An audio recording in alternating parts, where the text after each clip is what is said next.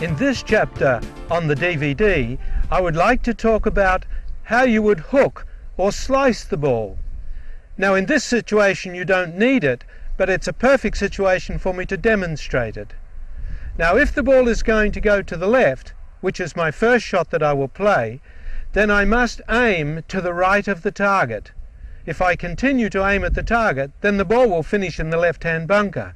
So I must offset my aiming by aiming more to the right.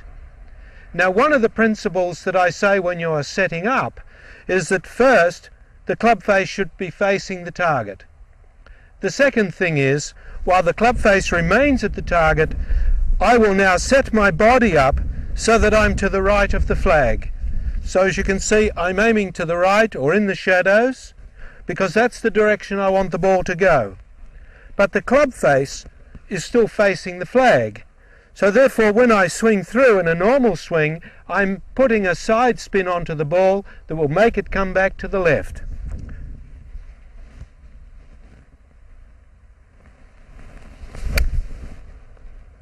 And here it comes now. If you can see it, it's gone, in fact, started way right of the flag and it's finished left of the flag. And because the wind is blowing across, that had a lot of spin on the ball. Now the next shot I want to demonstrate is a fade. Now the fade will go from left to right. So the way I do that is exactly the same method. So in other words, the club face is now aiming at the target, but my body will be aiming to the left. Now another way to think of this in open or closed stance, as it is commonly known, I prefer to think of it that my whole body is actually facing to the left. Now my golf swing, if I demonstrate this way, is swinging parallel to my shoulders. Now no one swings this way or that way. It's quite natural that we swing parallel to our shoulders. Now if I want the ball to go to the left, then as I turn my body, now my swing is still following my shoulders, but it's going left. And of course the opposite. Now it's going to the right. What I need to do is to have the club face at the target. So you imagine if I'm swinging inside out, as it is known, if I'm swinging across the target, there we go, like this, and the club face is at the target, you can see I'm swinging inside the line, as you can read about it or get tips on how you do this. What I prefer to think of is not whether my right foot is back or my left foot is back. It's where my whole body is aimed. So in this instance, for a fade now, I'm aiming the club face at the target. Now I don't move the club face, but I'm putting my feet this way, so my swing is going to go that way, and naturally when I come to hit the club will be open. So let me try that.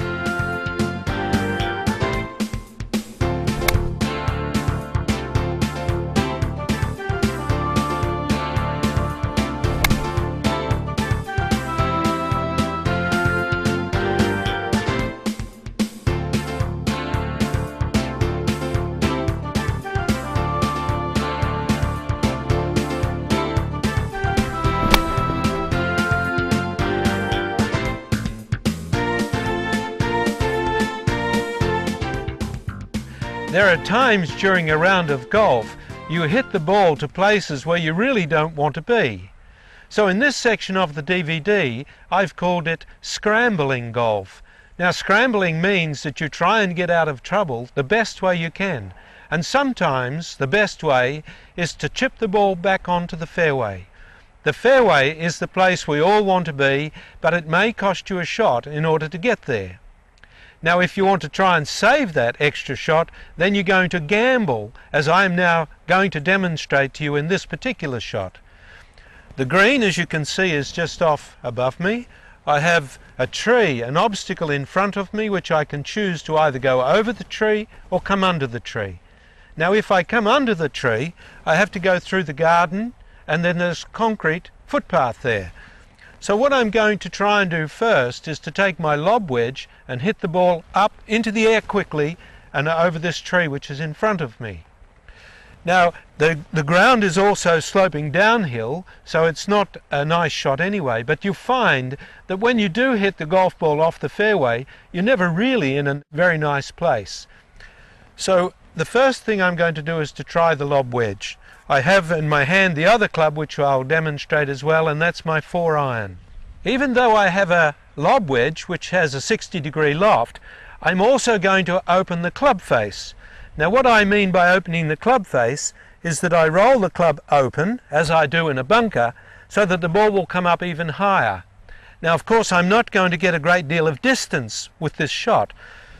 I have approximately 30 meters to the flag, so I'm confident that the wedge, the lob wedge, and opening the club face will get me there. But we will see.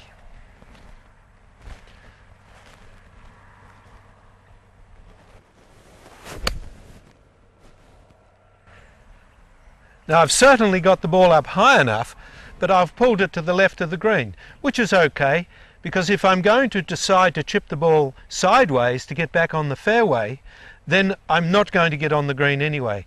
Whereas at least where I'm finished, I've got a good opportunity even to use my putter. Now the second choice that I'm going to do is to take the 4-iron. Now the reason I take the 4-iron is that if you want to hit a ball low, which I'm going to do, to hit it under this tree, then if you want to hit it low, don't try and do it with a 7-iron or an 8 or a 9-iron. If you want to ever hit a golf ball low, take a 3 or a 4-iron, and then you're guaranteed that it's going to go low. Because I'm on an uphill slope, the ball will want to go high, and therefore I may catch these branches on the tree in front of me. Now for this shot as well, I've come down on the grip, because the hill is sloping and it's also going uphill. So I've come down on the grip, I've moved myself forward so that my hands are in front of the ball.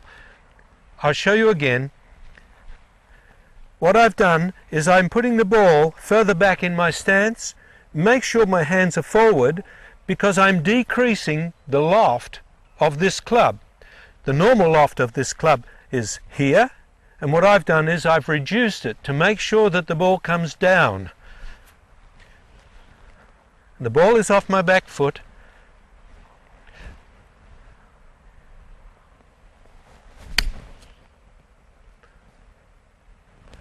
You wouldn't believe it, but the ball has skipped over the garden and it's on the green. It's not exactly next to the flag because it took a bounce on the path as well. But both shots I'm satisfied with. But it's a bit of a gamble. I think the obvious shot is to play back onto the fairway.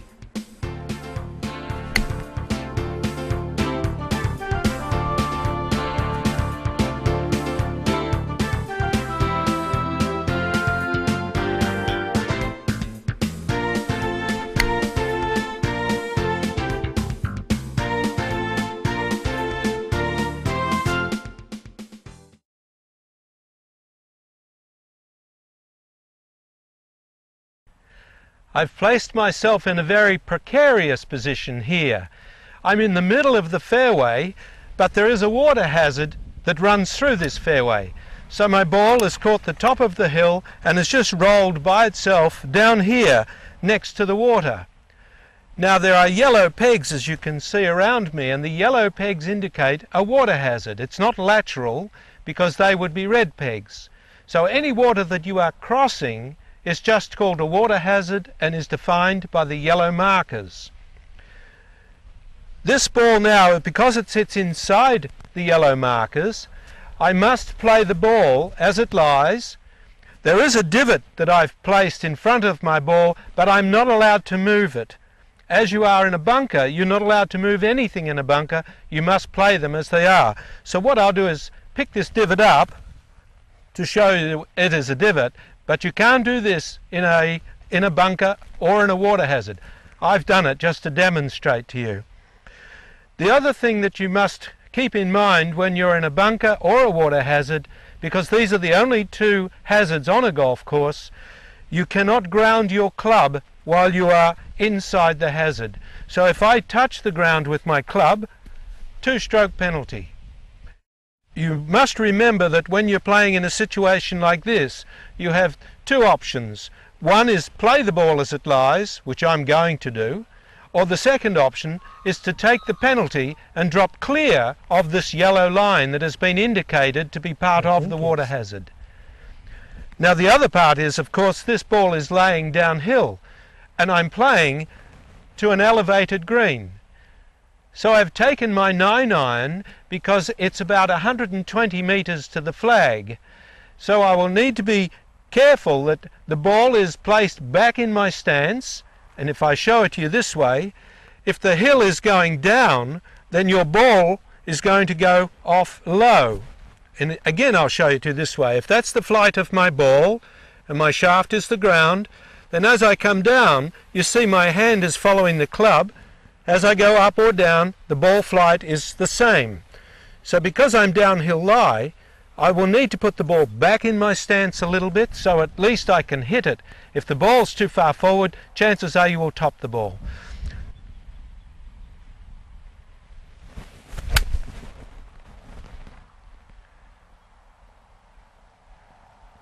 Okay, so I'm on the green. It's a little bit left of the flag, but that's understandable considering the position that I've played the ball.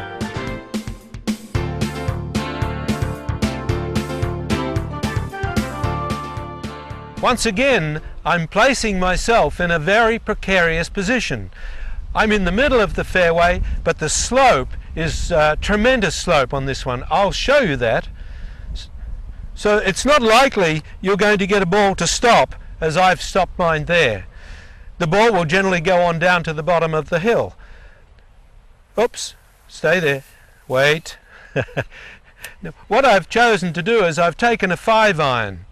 Now I'm on a downhill slope, I'm still hitting to an elevated green, but once again if I show to you that this is the ground level, a 5-iron slope is about that elevation. Now as I go down, there I am onto the side of the hill now, you see I don't get this ball into the air at all. If I took a 3-iron, then it just won't get up, or even a wood. So I've taken a 5-iron which should fly like a 3-iron. Be careful the ball doesn't roll again. So I've put the club now down. Because the hill is coming down, I will need to have the ball off the back foot, because the bottom of my circle where I would hit the ground is going to be here. It's not likely the club is off the ground when it's up here. So I put the club off my back foot, and now what I must do is swing my swing down the hill.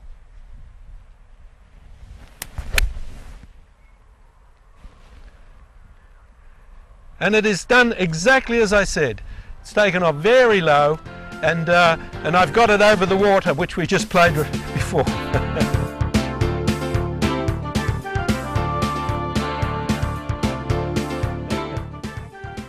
Now I'm going to play an uphill lie.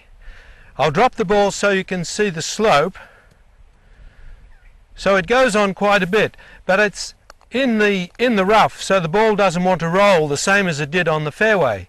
So with an uphill lie, the ball will be closer to my front foot because the hill is coming in to meet my club on the downswing. So therefore I will need to put the ball a little bit further forward. The ball will naturally go higher. Now because I have a wedge, I would not play a normal wedge. I need to hit it a little bit harder, because the ball going higher into the air is going to cost me some distance. So the club face again at the target, and now my feet. Now of course my weight is on my right leg, which is okay. Now just make sure the ball is further forward. Now just make sure that you continue your golf swing to go up the hill, which is what I will be trying to do. And the ball has gone way up into the air. But I've got the length, and that'll do me.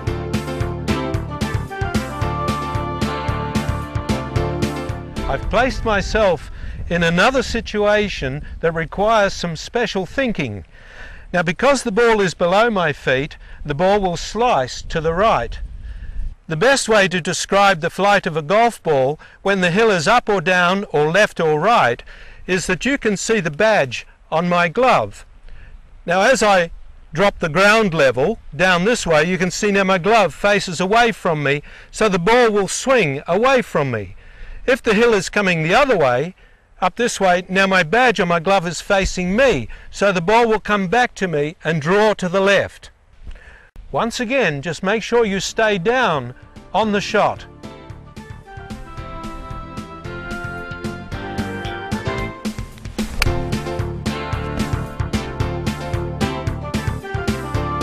Thank you for your attention in watching this tape in what I have called the rock-solid planning technique.